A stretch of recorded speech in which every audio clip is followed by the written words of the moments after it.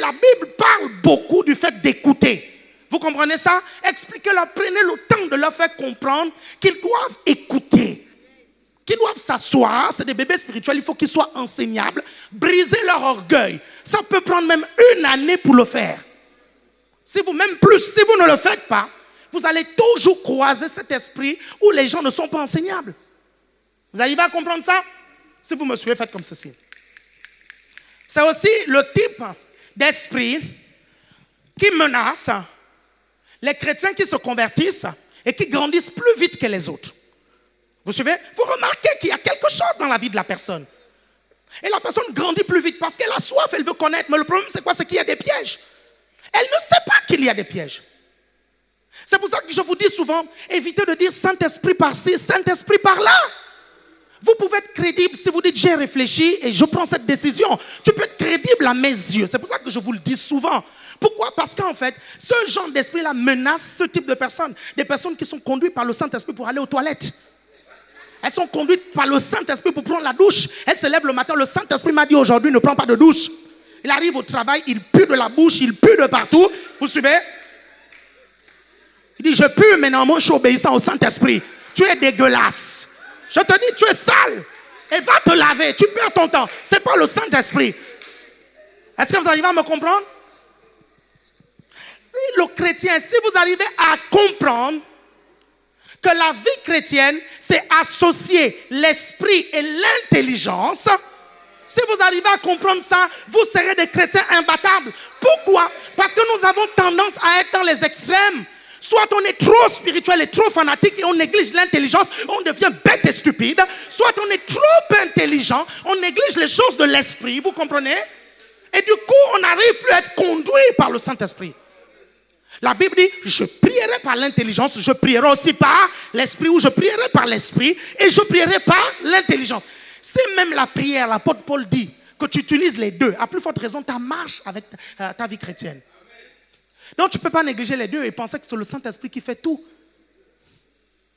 Vous êtes toujours avec moi? Dieu t'a donné une intelligence, tu dois l'utiliser.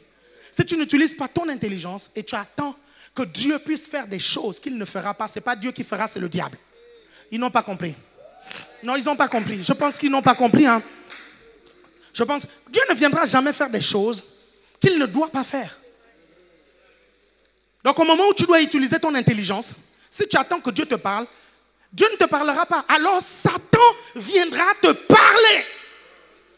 Et tes leaders vont identifier clairement que c'est le diable, mais tu seras convaincu que c'est Dieu. Pourquoi? Écoutez-moi bien. Ce n'est pas le côté spectaculaire d'une expérience qui la crédibilise. Je ne sais pas si vous comprenez. Nous ne devons pas aligner la parole de Dieu à nos expériences, mais ce sont nos expériences qui doivent s'aligner avec la parole de Dieu. Si nos expériences ne sont pas en accord avec la parole de Dieu, je m'en fiche que tu aies vu la lumière, je m'en fiche que la voix ait parlé fortement, je m'en fiche que tu sois tombé quand ça parlait. Si ce n'est pas en accord avec les Écritures, tu balances. Quand le diable se transforme en ange de lumière, vous pensez que c'est quoi? C'est bien le mot ange. Et c'est bien le mot lumière.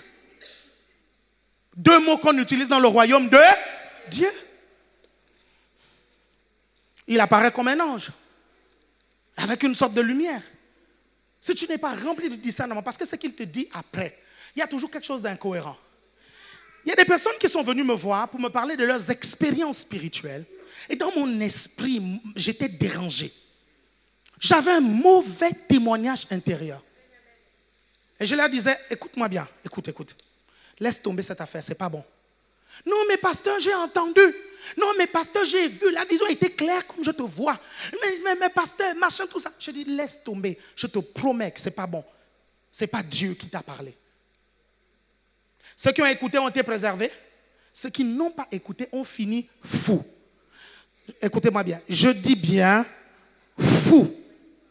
Locaux. Ok? Ils ont perdu la boule.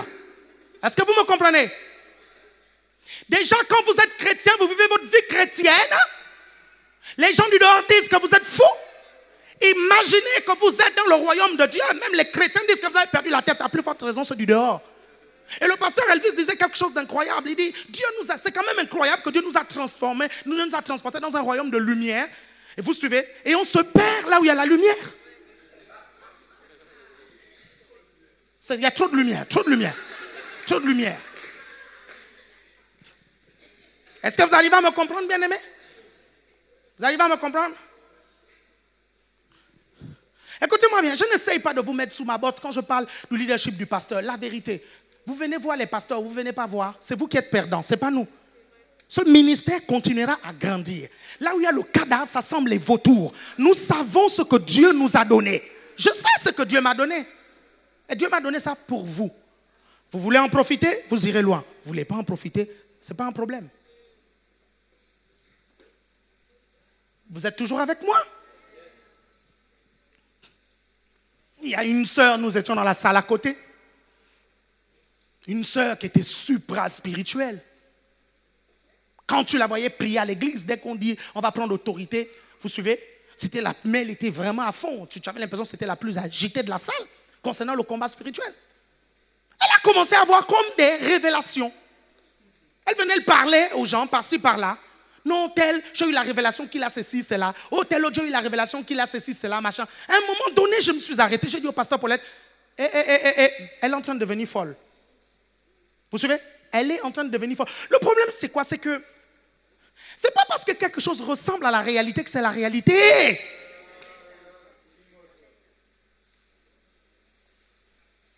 Vous êtes toujours avec moi? J'ai dit, elle commence à... Mais rien. On ne m'a pas beaucoup écouté au départ. Hein. Elle a commencé à fabriquer des trucs. Ça a commencé à alerter tout le monde. J'ai dit, elle est en train de devenir folle. C'est important que vous la faites asseoir. Vous comprenez? Vous parlez à son mari. Et son mari était d'accord avec les bêtises qu'elle racontait sur les gens.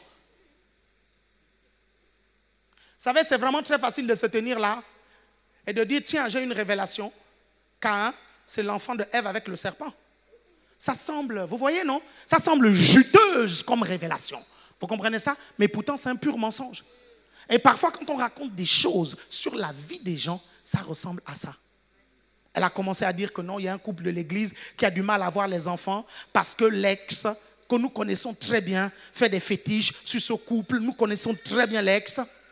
Et que j'ai éloigné l'ex de l'église parce que je suis au courant de ça.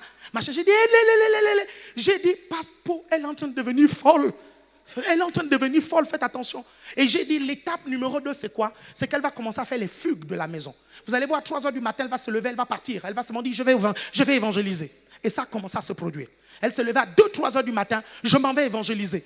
À un point où, un jour, elle arrive à la maternelle, vous comprenez, de son école, de l'école de son enfant. Elle va déposer l'enfant. Je ne sais pas ce qu'elle avait dit aux gens, mais les gens ne voulaient pas écouter. Elle a crié, Allahu Akbar! On l'a pris, on l'a menotté. Vous arrivez à comprendre? Et les gens ne voulaient pas, mais les responsables autour commençaient déjà à comprendre qu'elle était. Je dis, elle est en train de devenir folle. Et là, je commence à dire, l'étape numéro 2, c'est quoi? Elle va commencer à sentir chaud dans ses vêtements. Et donc, elle va commencer à les enlever. Elle va se plaindre qu'elle a chaud. Elle va commencer à enlever les vêtements. Et à partir de ce moment, elle va commencer à se balader nue. Quand elle a commencé à dire, j'ai chaud, le mari a dit, mon Dieu, le pasteur a raison. Le mari a pris et elle a amené la femme en hôpital psychiatrique. Vous comprenez ça? Et écoutez-moi bien. On m'a dit, mais elle est en train de devenir folle. Mais pourquoi vous ne priez pas pour elle? Et j'ai été clair, je dis non, le problème c'est quoi? C'est qu'elle a marché dans la désobéissance. Elle a parlé des choses qui ne la concernaient pas et on lui a dit de ne pas faire ça. Elle a dit, voyez-vous, on ouvre toujours une porte par ces choses-là. Je dis non, elle a dit des choses qui ne sont pas correctes. Il faut qu'elle se répande sérieusement avant qu'on puisse prier pour elle. Vous arrivez à me comprendre? Donc ne blaguez pas avec ces histoires-là. Hein. Blaguez pas avec ça.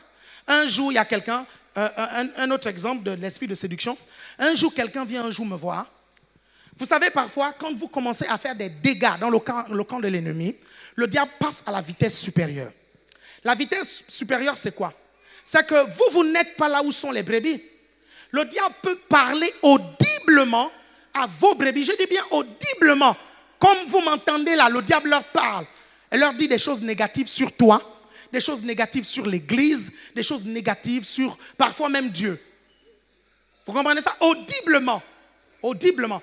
Je me rappelle, le diable était en train d'attaquer l'Église de façon... Quand j'ai compris cette vérité, nous étions à Gennevilliers et les forces de l'enfer s'étaient insurgées contre notre assemblée. Et il y a un frère qui vient me voir, il me dit, pasteur, je quitte l'assemblée. Je dis, pourquoi? Il me dit, parce que j'ai entendu audiblement que tu es ceci, que tu es cela, que tu es ceci, que tu es cela. En fait, la description qu'il faisait de moi, c'est comme s'il me disait, vous comprenez, que mes deux parents sont chinois, que j'ai toujours vécu en Chine et que j'ai fait la guerre du Japon. Je dis, hey, I know my life, je connais ma vie. C'est des démons qui t'ont raconté ça. Ce n'est pas vrai. Il a dit, non, non, non, non. Je sais que c'est vrai, je quitte l'église. La personne a quitté l'église, elle allait commencer un ministère. Vous savez, quand quelqu'un quitte l'église et la personne dit qu'elle va démarrer un ministère, je suis très content. Vous savez pourquoi? Parce que déjà, je sais que la personne ne réussira pas. Parce que tu ne peux pas réussir un ministère avec des choses comme ça. Les gens ne sont pas bêtes pour suivre un fou. Deuxièmement, je sais que la personne va rencontrer exactement les mêmes difficultés que j'ai rencontrées. Elle va mieux me comprendre. Vous suivez? Ça n'a pas duré un mois, hein. Peut-être un mois comme ça ou 2 mois. Elle a fait les réunions. Il n'y avait que sa femme et ses 2 enfants qui avaient 2-3 ans qui venaient au culte. Vous suivez? Et il n'a pas pu décoller. Aujourd'hui, je ne sais pas ce que la personne devient. Ça a commencé comment? Par des voix qui lui ont parlé à mon sujet. Et des choses fausses. Ça, c'est quand le diable décide de passer à la vitesse supérieure. Et si vous n'enseignez pas ça aux brebis, quand le diable va passer à la vitesse supérieure, vous serez surpris. Bien sûr que pour vous éloigner de l'église, il va d'abord essayer de vous éloigner de votre leader et vous éloigner de votre église. Bien sûr, c'est une vieille stratégie, on vous l'a toujours dit. On ne se lassera pas de vous le dire parce que c'est notre mission. Vous comprenez ça? Le Seigneur nous a établis prêtres dans cette maison. Vous êtes toujours là? Le dernier esprit, c'est l'esprit du monde. Le dernier esprit, en fait, qu'on va voir ce matin, pendant 15 minutes, c'est l'esprit du monde. Et là, vous prenez 1 Corinthiens chapitre 2, verset 12. 1 Corinthiens chapitre 2, verset 12. Je ne sais pas si le pasteur Gentil peut, ou bien sinon, afficher, je vais lire, je ne sais pas. 1 Corinthiens chapitre 2, verset 12, l'esprit du monde. Donc, derrière tout ce comportement que nous appelons le monde, l'amour du monde, et la façon dont nous allons subdiviser ça, se cachent des esprits. Quand vous voyez quelqu'un qui aime le monde, avant de commencer un travail, prenez autorité sur l'esprit du monde. Dites seulement dans le nom de Jésus, je prends autorité sur l'esprit du monde qui anime telle personne et je le chasse au nom de Jésus. Et commencez le travail. Vous comprenez? Si vous ne le faites pas, il va compliquer votre travail. Il va défaire ce que vous avez fait. Ok? Vas-y, lis-moi ça pour que tu comprennes qu'il y a l'esprit du monde aussi. 1 Corinthiens 2, 12. Or nous n'avons pas reçu l'esprit du monde. Nous n'avons pas reçu l'esprit du monde. Nous avons reçu alors quel esprit qui n'est pas l'esprit du monde? Alors ça veut dire, vas-y, mais... L'esprit qui vient de Dieu. Mais l'esprit qui vient de Dieu, ça veut dire que l'esprit du monde ne vient pas de Dieu. Il vient alors de qui? Il vient du diable. Ça veut dire que derrière le monde et tout ce que nous luttons, les habitudes du monde, qu'il y a même dans certains chrétiens qui viennent chauffer les bancs de l'église, il y a des démons puissants qui sont derrière.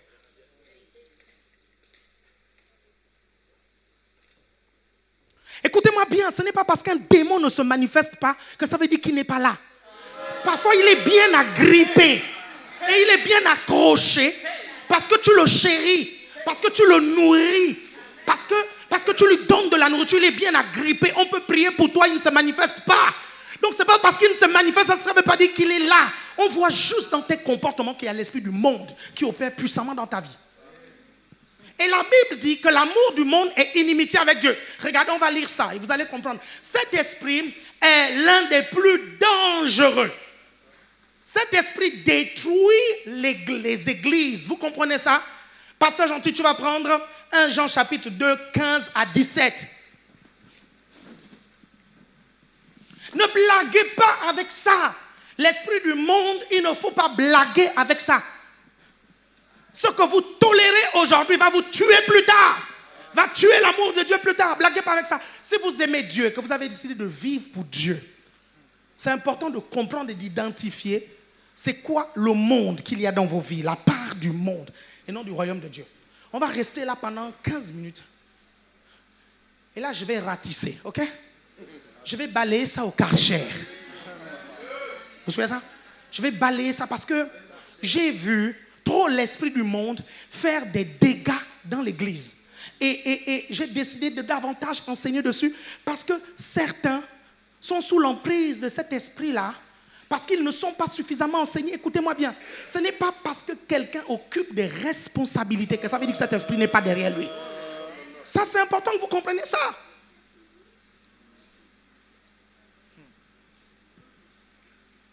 Vous êtes toujours là?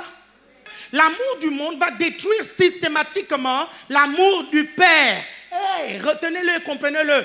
La part du monde que vous laissez triompher dans votre vie attaque. Vous comprenez l'amour que vous avez pour le Père.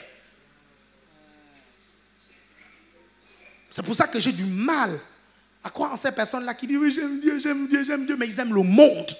Ça se voit qu'ils aiment le monde, ça se voit. Parce qu'ils sont fiers de leur conquête féminine. Ils sont fiers, elles sont fières de leur conquête masculine. Quand ils parlent de comment ils séduisent les hommes, quand ils voient ça, elles sont contentes, elles ne se rendent pas compte que c'est le monde qui est dedans. Vous suivez ça? Écoutez-moi bien, quand vous n'êtes pas mort dans le désir de plaire physiquement aux gens, vous avez encore le monde en vous. Le désir toujours qu'on te dise que tu es belle. Le désir toujours qu'on te dise que tu es beau, tu te nourris de ça. C'est le monde. Ça, c'est le monde et ça finit par tuer l'amour du Père dans ta vie. Et si l'amour du Père est tué dans ta vie, ça va tuer le feu qu'il y a dans ta vie. Et si ça tue le feu, parfois ça vient petit à petit. Vous savez, on ne rétrograde pas subitement. Hein. C'est pas un matin comme ça, vous vous levez, bon, je vais être rétrograde. Et vous arrivez, vous mettez dans tous vos groupes WhatsApp, à partir d'aujourd'hui, je suis rétrograde. Ça ne vient pas comme ça. C'est lui qui le fait. Vous suivez, ça dit plus comment il se lève, il dit je suis rétrograde. Ce n'est pas un vrai rétrograde. Il est en train de crier à l'aide. Les vrais, ça vient doucement. Ça vient subtilement. Vous les voyez petit à petit s'écarter. Pourquoi? Parce qu'ils tolèrent plus de choses dans leur vie. Ils tolèrent plus de péchés dans leur vie. Ils tolèrent plus les choses du monde dans leur vie. Ils arrivent maintenant à plus comprendre les païens que les chrétiens.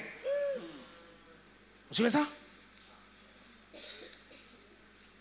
Vas-y, donc vous allez voir, n'aimez point le monde, ni les choses qui sont dans le monde. Quelles sont, si quelqu'un aime le monde, l'amour du Père ne peut en aller. Vas-y, continue. Car tout ce qui est dans le monde, la convoitise de la chair, la convoitise des yeux, et l'orgueil de la vie, ne vient point du Père, mais vient du monde. Ok, laisse ce verset biblique affiché, s'il te plaît. Et regardez, et le monde passe. Bon, ça c'est important. Va pour verset 17 rapidement. On va voir rapidement, puis tu reviens au 16. Et le monde passe, oui, et sa convoitise aussi. Mais celui qui fait la volonté de Dieu demeure éternellement.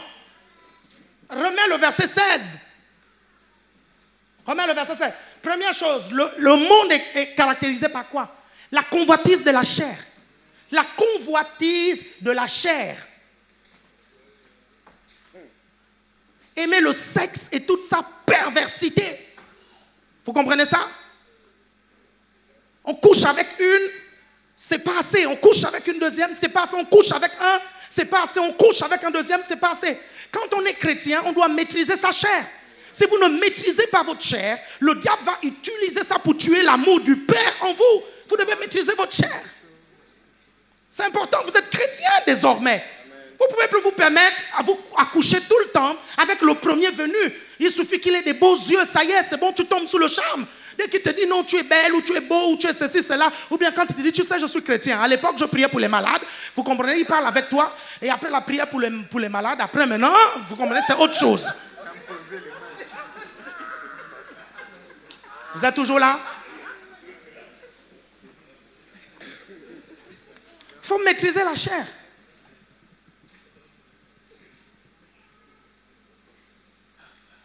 Regardez. Après la convoitise des yeux, que je vais associer avec l'orgueil de la vie. Écoutez-moi bien, ce n'est pas mauvais de vouloir se réaliser sur la terre. Ce n'est pas mauvais d'avoir un bon travail. Écoutez-moi bien. Ce n'est pas mauvais d'avoir une bonne maison. Ce n'est pas mauvais de chercher à réussir ici sur cette terre. et d'avoir une très bonne carrière. Ce n'est même pas mauvais d'être carriériste lorsque vous travaillez. Mais quand ça là, ça tue votre engagement pour Dieu, quand ça prend la place de votre service pour Dieu, là vous êtes en danger. Et c'est l'une des raisons pour lesquelles Dieu a délivré Jacob de chez Laban. Et c'est l'une des raisons pour lesquelles Dieu demande que les enfants de Dieu soient indépendants financièrement. Et là, ça amène là-bas. Si tu n'es pas indépendant financièrement, le problème c'est quoi? C'est que tu voudras toujours plus, tu voudras toujours plus, tu voudras toujours plus. Mais ça, c'est une autre histoire. Vous êtes toujours avec moi? Vous êtes toujours là? Est-ce que vous me comprenez attentivement? Regardez, je vous ai dit tout à l'heure, il n'y a pas transformation sans mort. Pour que le grain de blé tombe à terre, vous comprenez? Si le grain de blé ne tombe à terre et ne meurt, il reste seul. Écoutez-moi bien, il y a des choses pour lesquelles vous devez systématiquement mourir quand vous devenez chrétien. On appelle ça le renoncement à soi. Et Jésus a été clair, si tu aimes ta vie, plus que Dieu, tu la perdras. Regardez, on va prendre le verset biblique. Et si vous ne comprenez pas ce que je suis en train de vous dire là, le monde prendra de la place. Mais si vous renoncez à vous-même, à votre vie pour suivre véritablement Jésus, plus vous avancerez, plus vous allez tuer le monde dans votre vie et l'amour du Père va augmenter et Dieu va plus vous utiliser. Dites Amen. Amen. Regardez, vous prenez... Jean 12, 24, 25. Non, Marc 8, 35. Okay. Marc 8, 35. Marc 8, 35. Marc 8, 35. Car celui qui voudra sauver sa vie la perdra, mais celui qui perdra sa vie à cause de moi et de la bonne nouvelle la sauvera. Est-ce que vous voyez ce verset? Laisse ce verset biblique affiché. Si vous voulez gagner votre vie, si vous ne l'avez pas perdue pour Dieu, vous suivez? Vous allez la perdre. Mais si vous la perdez pour Dieu, vous allez la retrouver. On appelle ça le renoncement à soi. Et j'ai écrit tout un livre dessus. Tout un livre que je vous encourage à aller prendre sur Amazon. Il vous expliquera c'est quoi. Ça, c'est la clé pour tuer l'amour du monde. Renoncer à soi. Pour appartenir totalement à Dieu. Les projets ne sont pas mauvais. Mais quand ces projets ne sont pas en accord avec la volonté de Dieu, vous devez les abandonner. Parfois, nous avons des projets, nous avons la grâce, ces projets coïncident avec la volonté de Dieu. Gloire à Dieu. Mais quand ces projets ne coïncident pas avec la volonté de Dieu, vous devez les laisser. C'est important. Et évitez de penser que les projets, la Bible dit que moi, l'Éternel, votre Dieu, je connais les projets que j'ai forgés pour vous. Projets de paix et non de malheur. Arrêtez de penser que vous ne serez pas heureux dans les projets de Dieu. Vous n'avez même pas encore goûté une consécration totale à Dieu. Comment vous savez que la consécration totale à Dieu va vous ennuyer? Certains chrétiens, ils ont toujours été un pied dedans, un pied dehors. Ils n'ont jamais été entièrement à Dieu. Ils ne sont jamais morts totalement dans leur projet pour que Christ revive véritablement en eux. Jamais, ils ont toujours attrapé une partie de leur vie. Toujours et toujours. Et c'est pour ça qu'ils n'expérimentent pas la grâce de Dieu de façon incroyable. Dieu vous amène à un moment donné où vous devez mourir. Il a amené Abraham. Vous comprenez la vie d'Abraham aujourd'hui? Vous savez, c'était Isaac. Quand Dieu lui a dit quitte ton pays, ta patrie, va au pays où je te montrerai, il a réussi à le faire. Et il a projeté ses projets maintenant sur Isaac. À un moment donné, Dieu lui a dit sacrifie Isaac. Et dans nos vies, Isaac doit mourir. Vous comprenez ça? Pour qu'il puisse renaître. Pour qu'il puisse ressusciter. Vous êtes toujours avec moi? Car celui qui voudra sauver sa vie, il va la perdre. Ça, c'est une vérité absolue. Deux types de vérités. Vérité relative, vérité absolue. Quand c'est Jésus qui parle, il est la vérité. Il dit les vérités absolues. Si tu veux sauver ta vie, ta petite vie, essaye de la perdre et tu verras si Dieu ne va pas la remplacer par une grande vie. Vous êtes toujours avec moi là? C'est un esprit que vous devez tuer. Regardez, je vais terminer avec ceci. Dans 2 Timothée, chapitre 4, verset 10, on nous parle d'un gars appelé Démas. Un gars appelé Démas. L'apôtre Paul va dire, Démas m'a abandonné pour l'amour du monde du siècle présent. En d'autres termes, Démas est reparti dans le monde. Et quand vous faites des études sur Démas, vous vous rendez compte que Démas, c'était l'un des collaborateurs de l'apôtre Paul. Il allait implanter les églises avec l'apôtre Paul. Il priait pour les malades et les malades étaient guéris, marchaient avec l'apôtre Paul. Mais la Bible nous dit que Démas a abandonné l'apôtre Paul pour l'amour du monde. Vous pouvez être proche de l'homme de Dieu. Vous pouvez gérer des GR. Vous pouvez avoir des responsabilités où vous chantez. Si le monde n'est pas tué en vous, vous allez finir par repartir dans le monde. C'est juste une question de temps. C'est pour ça que vous devez mourir en vous-même et abandonner votre vie à Dieu. Vous êtes toujours avec moi? Regardez, on va terminer. Vous savez, même quand vous servez, Dieu veut que nous servions dans l'esprit. Il veut pas, c'est pas la peine de faire un service spirituel et le faire avec la chair. À un moment donné, nous avons tout abandonné et nous nous accrochons à ce qui nous reste. Un jour, j'ai dit au Seigneur, Seigneur, on peut tout m'arracher, on peut tout m'enlever. Je me réjouis d'une chose, c'est qu'on ne peut pas enlever ta présence dans ma vie. Ça, c'est la chose qui me réjouit parce que je sais que partout où je vais, sa présence est avec moi. Et je peux véritablement, sérieusement prier, même si on m'enlevait tout le ministère là. Vous allez dire, mais si on t'enlève tout le ministère là, tu vas faire quoi? Si on enlève tout ça, je rentre dans le ministère d'intercession et de la prière. Je rentre là, je me mets à prier pour les gens. Vous comprenez ça?